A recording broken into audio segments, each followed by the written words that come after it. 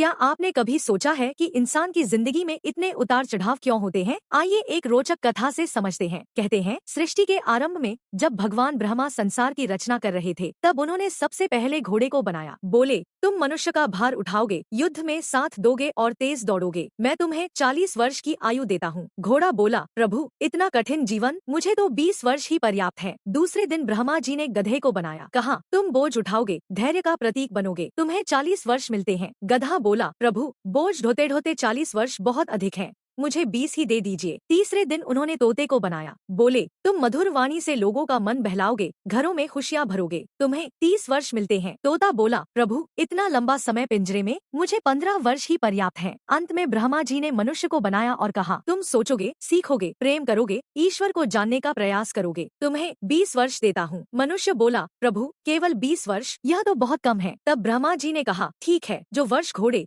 गधे और तोते ने लौटाए हैं, वे तुम्हें दे देता हूँ। तभी से कहा जाता है, पहले 20 वर्ष मनुष्य अपने जीवन का आनंद लेता है, अगले 20 वर्ष घोड़े की तरह परिवार का भार उठाता है, फिर 20 वर्ष गधे की तरह जिम्मेदारियों का बोझ ढोता है, और अंतिम समय में तोते की तरह एक ही बात बार बार दोहराता रहता है। इस कथा का संदेश यही है, जीवन कठिन नहीं बल्कि जिम्मेदारियों से भरा है। जो संतुलन सीख ले वही सच्चा आनंद पाले।